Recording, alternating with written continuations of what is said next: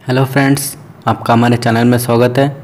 Friends, आज हम class 12 chemistry का चैप्टर विलियन यानी सॉल्यूशन के कुछ इम्पॉर्टेंट न्यूमेरिकल क्वेश्चन करेंगे जो पेपर में हर बार पूछा जाता है। तो अभी तक आपने अगर सब्सक्राइब नहीं किया तो जल्दी से सब्सक्राइब कर दीजिए ताकि हमारी वीडियो सबसे पहले आप तक पहुँचे। तो आइए देखते हैं क्वेश्चन फर्स्ट क्या कह रहा है। 6 ग्राम यूरिया 900 ग्राम जल में घोला गया है। ठीक है, यूरिया के मोल अंश की गणना कीजिए यदि यूरिया का अणुभार 60 दिया है। ठीक है, ये यूरिया का अणुभार, ऐसे बहुत सारे क्वेश्चन हैं जिसमें आपको अणुभार निकालना पड़ेगा, इसलिए कुछ कुछ अणुभार आपको याद रहना चाहिए। ठीक है, तो फ्रेंड सबसे पहले जब हम इसे हल करेंगे, सबसे पहले जो जो दिया है उससे पहले हम लिख लेते हैं। ठीक है, सबसे पहले क्या दिया हमें, यूरिया का अणुभार और यूरिया का भार। यूरिया का भार कितना दिया है, 6 ग्राम। अब क्या लिखेंगे हम, यूरिया का अणुभार। अणुभार आपको याद रहना चाहिए यूरिया का। यूरिया के बहुत सारे क्वेश्चन पेपर में पूछे जाते हैं। तो यूरिया का अणुभार 60 है। ठीक है, अब हमें क्या करना है, ये दिया है। अब ये 900 ग्राम जल में घोला गया है, यानी ये क्या दिया है, जल का द्रव्यमान या भार कितना दिया है, 900 ग्राम। ठीक है, जल का अणुभार भी हम ज्ञात कर लेते हैं। तो जल का अणुभार क्या होता है,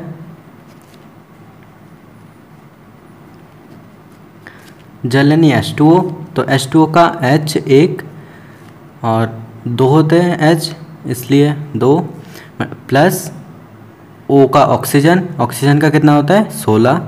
तो हम जब ऐड करेंगे तो 2 और 16 18। ठीक है, अब हमें क्या लिखना है, सबसे पहले यूरिया का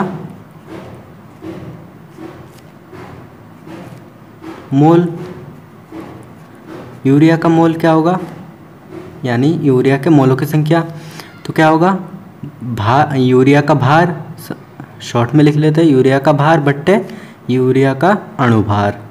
ठीक है, तो यूरिया का भार कितना दिया है, 6 ग्राम और अणुभार 60 ग्राम। तो हम इसे काट लेते हैं। हमारा जब हम डिवाइड देंगे तो हमारा कितना आएगा, 0.1। ठीक है, वैसे ही हम जल का कर लेते हैं, जल का मोल। ठीक है, तो जल का मोल क्या होगा, जल का भार बट्टे जल का अणुभार। ठीक है, तो जल का भार कितना दिया हमें, 900 ग्राम लिख लेते हैं, और अणुभार कितना दिया है, 18 ग्राम। ठीक है, जब हम इसे डिवाइड करेंगे तो 18 पंजे 90 यानी 50। ठीक है, अब हमें क्या ज्ञात करना है, यूरिया, हमसे पूछा क्या गया था, यूरिया के मोल अंश या फिर मोल प्रभाज।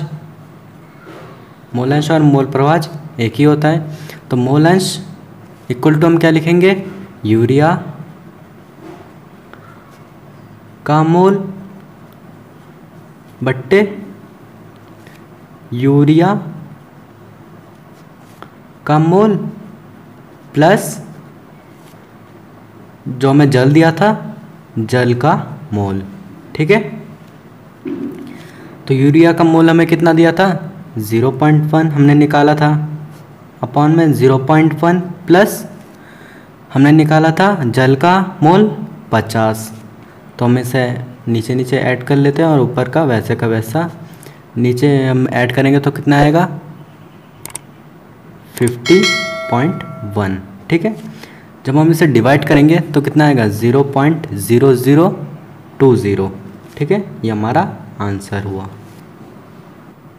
तो फ्रेंड हम अगला क्वेश्चन देखते हैं। ये इम्पॉर्टेंट है और पिछले साल पूछा भी गया था, तो इसे अच्छे से देख लीजिए।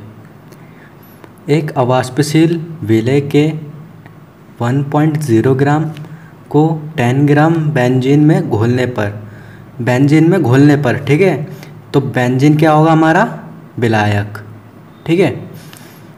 क्वथनांक में 1 डिग्री सेल्सियस का होता है, ठीक है। विलेय का अणुभार की गणना कीजिए यदि बेंजीन के लिए Kb 2.53 kg पर मोल हो, ठीक है। आइए हम इसे हल करते हैं। तो सबसे पहले जो दिया है उसे लिख लेते हैं। दिया है क्या? सबसे पहले विलेय का द्रव्यमान, विलेय पदार्थ का द्रव्यमान, विलेय पदार्थ का द्रव्यमान हमारा कितना है? 1 ग्राम। फिर बेंजीन 10 ग्राम बेंजीन में घोलने पर, बेंजीन हमारा क्या है? विलायक, तो विलायक यानी बेंजीन का द्रव्यमान कितना है? 10 ग्राम, ठीक है। अब हमें क्या लिखना है? यहाँ पर हम विलेय का द्रव्यमान स्मॉल w मानते हैं और विलायक का कैपिटल W, ठीक है। अब हमें क्या दिया है? क्वथनांक में 89, ठीक है। क्वथनांक में 89, ठीक है। ये हमें किससे शो करते हैं? TB से, ठीक है। तो TB इक्वल टू क्या होगा हमारा? 1 डिग्री सेल्सियस, ठीक है। अब हमें क्या लिखना है बेंजीन के लिए? तो बेंजीन के लिए ये क्या है? विलायक, तो विलायक हमारा, विलायक के लिए हम क्या लिखेंगे? विलायक का मोलल उन्नयन स्थिरांक, इसको हम किससे शो करते हैं? Kb से, ठीक है। तो Kb हमें कितना दिया है? 2.53 kg पर मोल, ठीक है। अब आपको विलेय पदार्थ के अणुभार का सूत्र क्या होता है?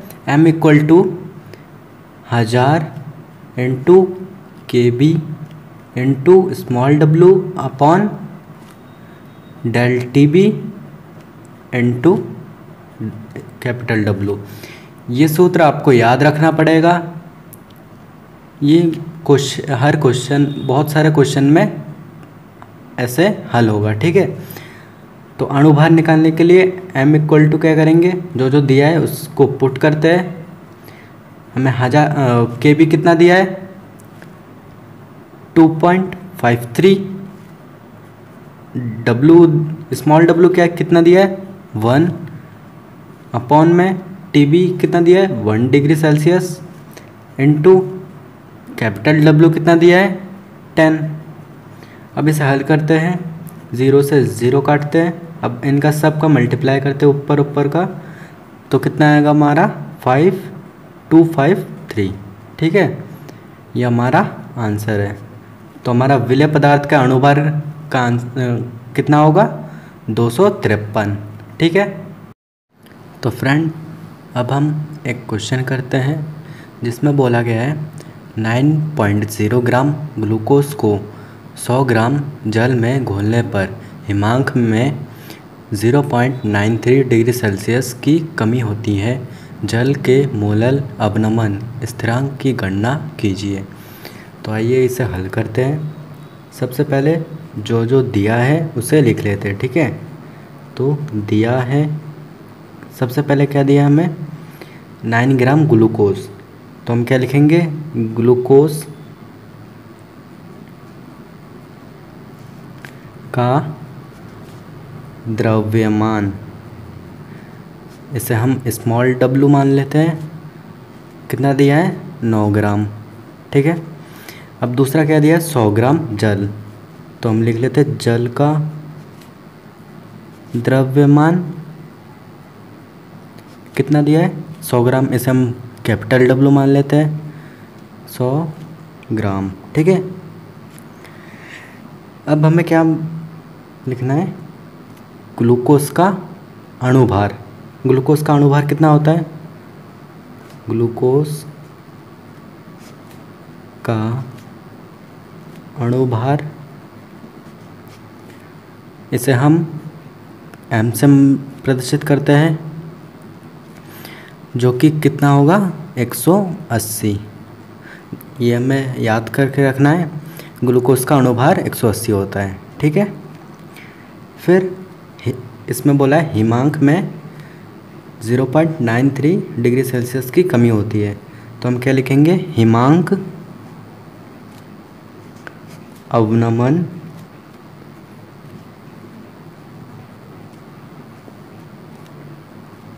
हिमांक में अवनमन। ठीक है। हिमांक में अवनमन को हम डेल टीबी से शो करते हैं, तो हिमांक में अवनमन कितना है? 0.93 डिग्री सेल्सियस। ठीक है। अब हमें पता है पदार्थ का अणुभार यानी m लिख लेते सूत्रानुसार, तो हमें पता है सूत्र क्या होता है।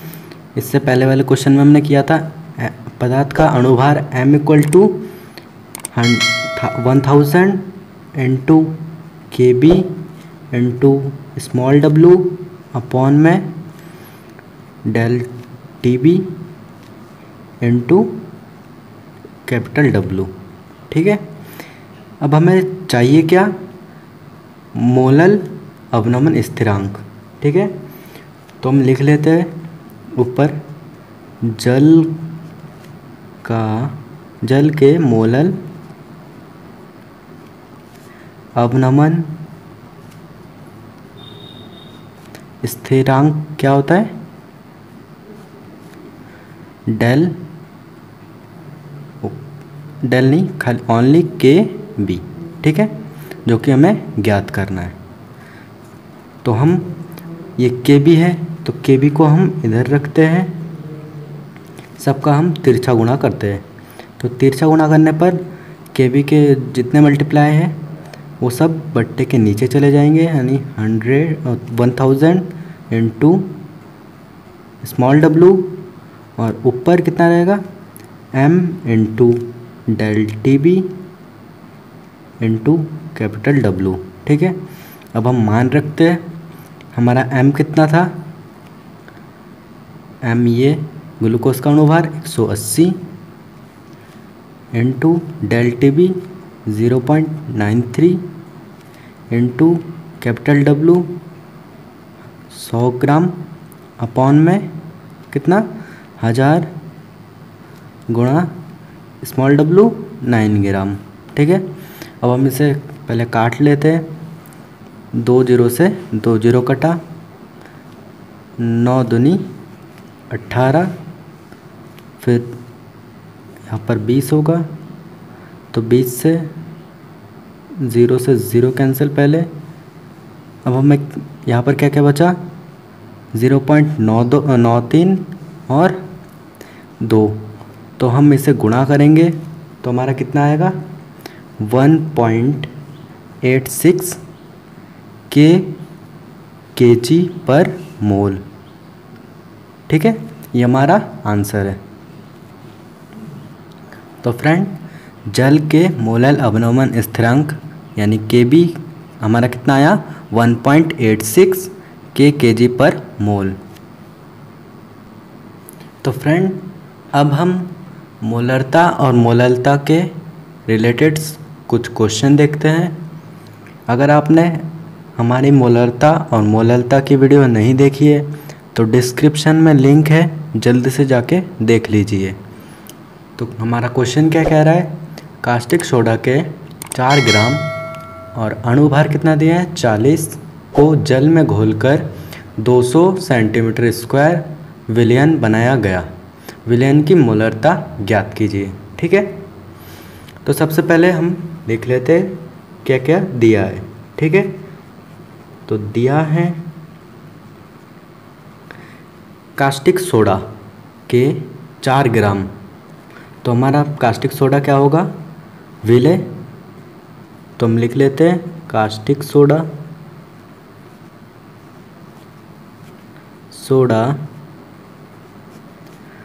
का द्रव्यमान कितना होगा 4 ग्राम।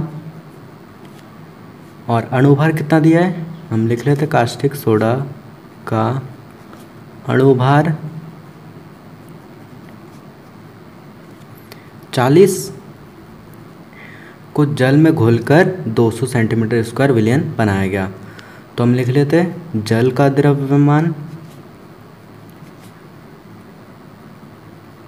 जल हमारा क्या है विलायक। ठीक है, तो जल का द्रव्यमान 200 सेंटीमीटर क्यूब। सेंटीमीटर क्यूब को हम ऐसे भी लिख सकते हैं 200, तो 200 ml। ठीक है, अब हमें क्या करना है, तब हम क्या लिखेंगे कास्टिक सोडा यानी विलय कास्टिक सोडा, ठीक है, के मोलों की संख्या। ठीक है, मोलों की संख्या, तो मोलों की संख्या क्या होता है द्रव्यमान बट्टे अणुभार। तो कास्टिक सोडा का द्रव्यमान और कास्टिक सोडा का पौन में कास्टिक सोडा का अणुभार। ठीक है, तो कास्टिक सोडा का द्रव्यमान हमें 4 ग्राम दिया है और अणुभार 40। इसको हम ऐसे ही लिखते हैं खाली। इसके बाद हमें क्या करना है, विलयन जो हमसे पूछा था विलयन की मोलरता। ठीक है, तो विलयन की मोलरता क्या होती है विलय के मोलों की संख्या। तो विलय हमारा क्या है कास्टिक सोडा, तो लिख लेते हैं कास्टिक सोडा के मोलों की संख्या।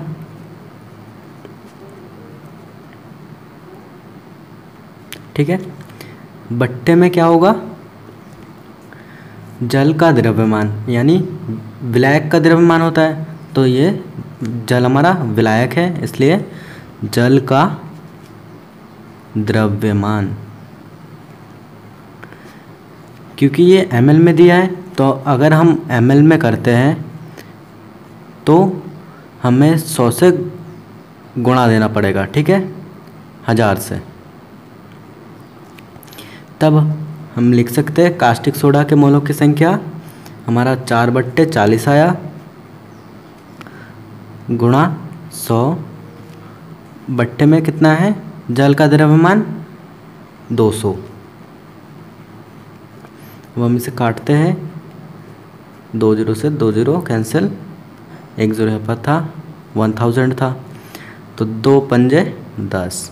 ठीक है, अब हमें 40 को नीचे लेना है, तो 4/40 गुणा 5, तो 5 8 40, तो हम काटते हैं 4 दूनी 8। जब हम इसे डिवाइड देंगे तो 0.5 आएगा। ठीक है, अब मोलरता को हम M से कैपिटल M से संकेत करते हैं, तो ये हमारा आंसर है।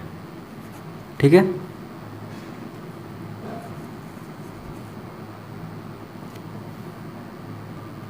जब हम यहाँ पर ऊपर 1 बचा तो 1/2 करेंगे, तो जब हम 1 से 2 को भाग देंगे तो हमारा 0.5 आएगा। तो हम लिख सकते हैं क्या विलयन की मोलरता कितनी होगी 0.5 m, ये हमारा आंसर है। तो दोस्तों अब हम और एक क्वेश्चन करते हैं जो वेरी इम्पोर्टेंट है। ठीक है, ये क्वेश्चन क्या कह रहा है, 2.5 ग्राम एथेनॉइक अम्ल जिसका सूत्र क्या होता है CH3COOH, ठीक है, के 75 ग्राम बेंजीन में विलयन की मोलरता ज्ञात कीजिए। ठीक है, सबसे पहले हम जब हल करेंगे तो सबसे पहले जो जो दिया है उसे लिख लेते हैं। ठीक है, तो दिया क्या क्या है, 2.5 ग्राम एथेनॉइक अम्ल, तो हम लिख लेते हैं CH3COOH का द्रव्यमान कितना दिया हमें, 2.5 ग्राम। फिर हमें क्या करना है, इसमें तो CH3 और COOH यानी एथेनॉइक अम्ल का अणुभार नहीं दिया है, तो हम निकाल लेते हैं CH3COOH का अणुभार। अब अणुभार कैसे निकालते हैं, तो सबसे पहले C का देखते हैं। इसे हम ऐसे भी लिख सकते हैं, कैसे, C 2 बार है तो C2H कितनी बार है, 3 और 1 4, ठीक है, और O कितने बार है, 2। ठीक है, अब हमें क्या करना है, C का कितना होता है 12, कितने बार है 2, मल्टीप्लाई किया, प्लस करेंगे H का कितना होता है 1, मल्टीप्लाई करेंगे 4 से, प्लस O यानी ऑक्सीजन का कितना होता है 16 और गुणा करेंगे 2 से। ठीक है, अब हम इसे पहले गुणा करते हैं, 12 दूनी 24 प्लस 4 प्लस 16 दूनी 32। जब हम इसे ऐड करेंगे, ऐड करके कितना आएगा 60 ग्राम पर मोल। ठीक है, अब हमें और क्या दिया है, 75 ग्राम बेंजीन, तो हमारा एथेनॉइक अम्ल विलय है और बेंजीन क्या है, विलायक। तो हम लिख लेते हैं बेंजीन का द्रव्यमान, बेंजीन का द्रव्यमान हमें क्या दिया है 75 ग्राम। ठीक है, अब हमें क्या निकालना है, पहले ये विलय है, विलय का मोलों की संख्या निकालना है, इसलिए CH3COOH के मोल, तो मोल का सूत्र क्या होता है, द्रव्यमान, विलय का द्रव्यमान बटे विलय का अणुभार। तो विलय हमारा क्या है CH3COOH, तो हम लिख लेते हैं द्रव्यमान CH3COOH का द्रव्यमान बट्टे एथेनॉइक अम्ल जो कि CH3COOH है, तो इसका एथेनॉइक अम्ल का अणुभार। ठीक है, तो पहले द्रव्यमान दिया है, तो द्रव्यमान कितना है हमारा 2.5 अपॉन में अणुभार कितना है हमने निकाला था 60। तो जब हम इसे डिवाइड करेंगे तो हमारा कितना आएगा 0.0417 मोल। ठीक है, अब हमें क्या निकालना है, हमारा सब कुछ निकल गया। अब जो क्वेश्चन में दिया था मोललता की गणना कीजिए। ठीक है, तो मोललता निकालते, विलयन की मोललता। ठीक है, विलयन की मोललता को हम स्मॉल m से प्रदर्शित करते हैं। तो विलयन की मोललता क्या होगी, विलय के मोलों की संख्या, यानी विलय हमारा क्या दिया है CH3COOH के मोल, अपॉन में क्या लिखेंगे, विलायक का द्रव्यमान होता है, तो विलायक हमारा बेंजीन दिया है, तो बेंजीन का द्रव्यमान, क्योंकि बेंजीन का द्रव्यमान ग्राम में दिया है तो हम ग्राम में लिख के इसको जब हम 1000 से डिवाइड करेंगे तो ये 1000 ऊपर चला जाएगा, यानी ऊपर 1000 से मल्टीप्लाई हो जाएगा। ठीक है, बस अब हमें मान पुट करने हैं, तो CH3COOH का मोल कितने हमारे 0.0417 अपॉन में बेंजीन का द्रव्यमान 75 ग्राम गुणा 100 हजार। ठीक है, क्योंकि हमने ग्राम को केजी में चेंज किया था। ठीक है, तो अब हमें क्या करना है, सबसे पहले इसको काट देते हैं। 25 या 75, 25 चौक 140। ठीक है, अब जब हम इसे डिवाइड करेंगे तो हमारा कितना आएगा, 0.556 मोल पर केजी, क्योंकि मोललता हमेशा केजी में निकलता है। ठीक है, तो ये हमारा आंसर है। तब हमारा क्या निकालेगा, तब हम क्या लिखेंगे, विलयन की मोललता क्या होगी, 0.556 मोल पर केजी। ये हमारा आंसर है। तो फ्रेंड्स, आपको वीडियो अच्छा लगा होगा तो वीडियो को लाइक कीजिए, शेयर कीजिए और सब्सक्राइब करना ना भूलें। तो मिलते हैं अगले वीडियो में।